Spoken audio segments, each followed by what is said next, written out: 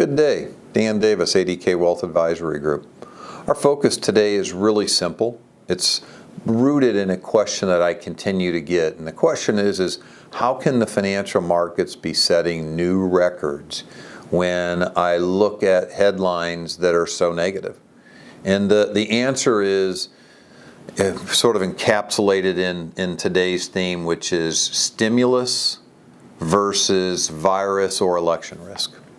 According to the Committee for Responsible Federal Budgets, as of July 1st, 2020, the amount of fiscal stimulus that the U.S. government has put in is about 46% greater than what was put in during the Great Recession.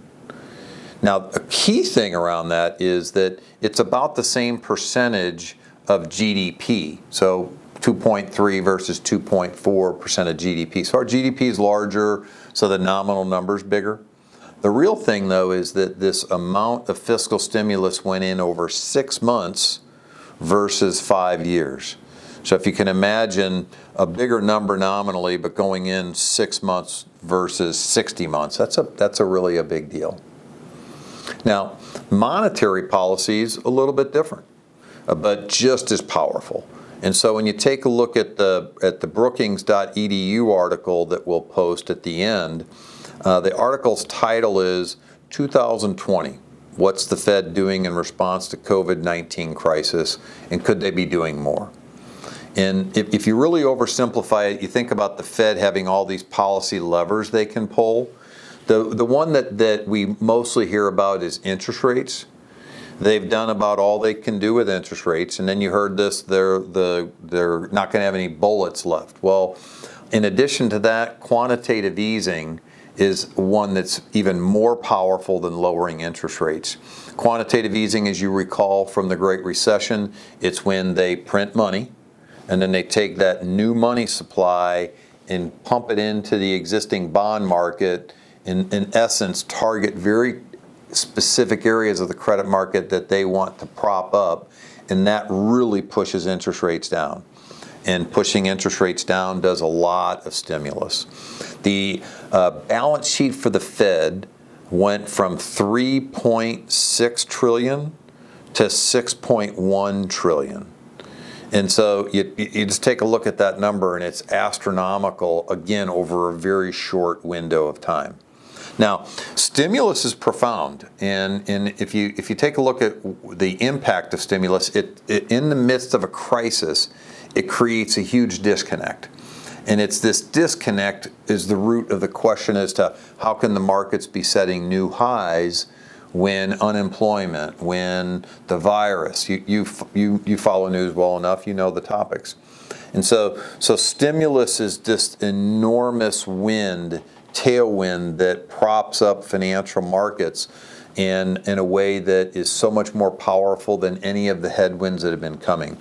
So then the other thing is what else has the Fed been able to do? What other levels? 13 levers on top of the two I've already mentioned they pulled.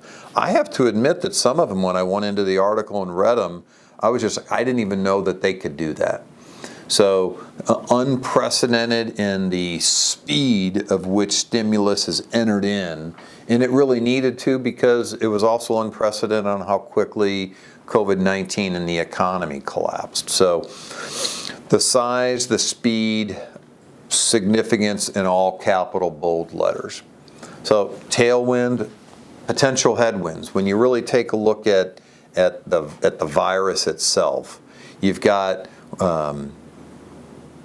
new cases, test positives, hospitalization, deaths, all of these things. I do have to admit that I get irritated when I go onto a headline and it's just talking about a cumulative number, because a cumulative number doesn't really tell the story. It does scare, but it doesn't really tell the story. And so you had, with new cases, you had the numbers come down and then go back up. With tests, you had tests go up in a way that I think is very favorable. You had test positives going down and then ramping up. So whenever you're looking at the puzzle, you have to look at all the pieces. You can't just look at a nominal number. You can't just look at one number.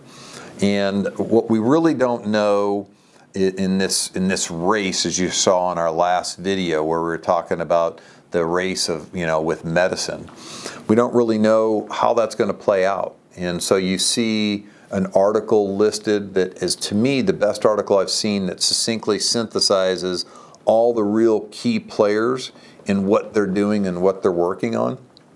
You've heard me talk about our clients that are scientists in the pharma field, clients that work for the CDC, clients that are epidemiologists. In talking with them, I learn a lot, but the thing I hear over and over is just the magnitude of how many teams are working on this and the speed at which it's going. It almost sounds cliche, but it really is lightning speed. Doesn't necessarily feel like lightning speed because the first group, Moderna, will be done with phase 3 in December. But when you compare it to other historical timeframes of how long it took someone to get a vaccine to phase 3, it is speed and light years. So the key players, Moderna, the partnership they're in, Pfizer, the partnership they're in, they're working on what I've learned is called RNA. Very different than, say, the next group, Johnson & Johnson partnership and the Oxford partnership, that's working on something that's more on the adenovirus. And then that's even different than what Merck's partnership is, that's working on the vesicular stomatis virus. And I'm not even sure if I'm pronouncing it right because I've never heard anyone say that, but I've read it a ton of times. So you've got 3 different kinds of vaccines that are pretty late in the cycle. And what we don't really know is will all of them flop? Will all of them succeed? Will some succeed? But we clearly need a vaccine to be able to take this battle to the next level. The Abbott Lab recent announcement of a $5 test that you get 15 minutes later a result, and it's 97% accurate, another great success in the battle with the virus. And then if I were going to talk about, the other headwind, it's we're sitting here as I'm videoing in late April. By the time you're watching, late August. By the time you're watching this, it's going to be September. And the election's right around the corner. And the question that I get is, who's going to win? The answer to that is really simple. No one knows. And what do I think is going to happen if certain outcomes occur?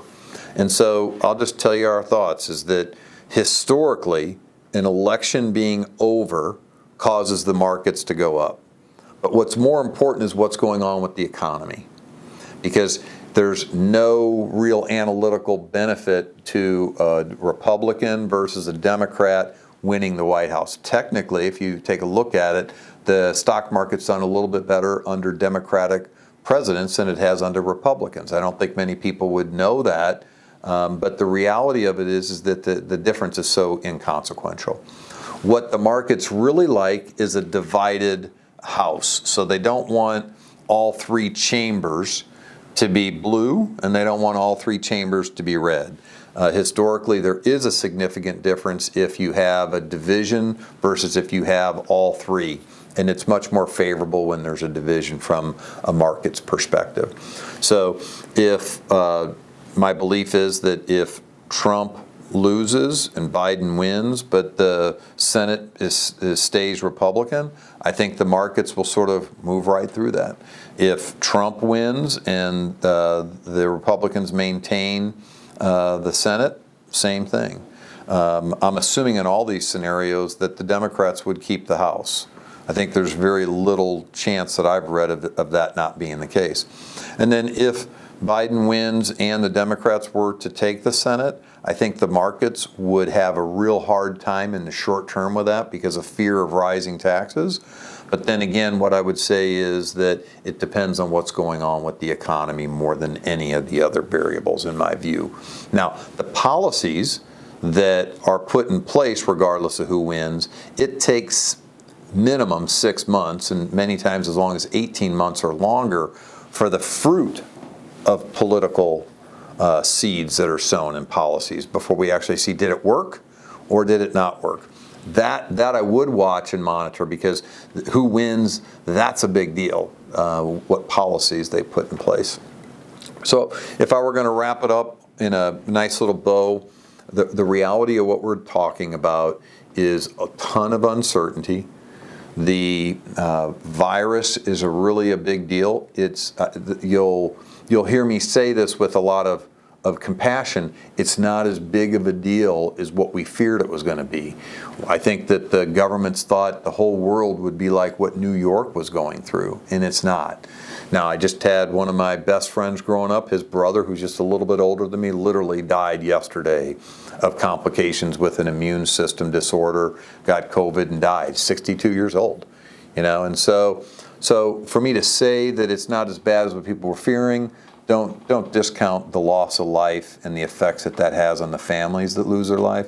But the fact that the economy was completely shut down, I don't believe that we'll see that happen again unless the virus mutates in some way that makes it significantly worse. So, and sort of wrapping things up, the possible scenarios we talked about, what are we doing?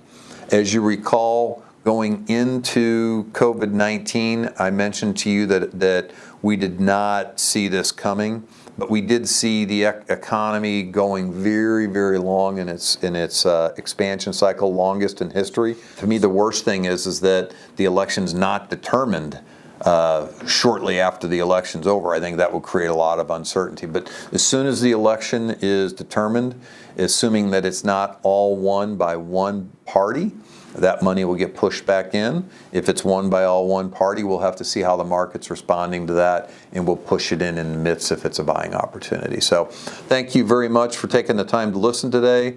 Thanks for the trust that you place in our team. We really care about your family. We're here for you. If there's anything that you can do, let us know. Thanks for your time. Signing off from the St. Louis office at ADK Wealth Advisory Group.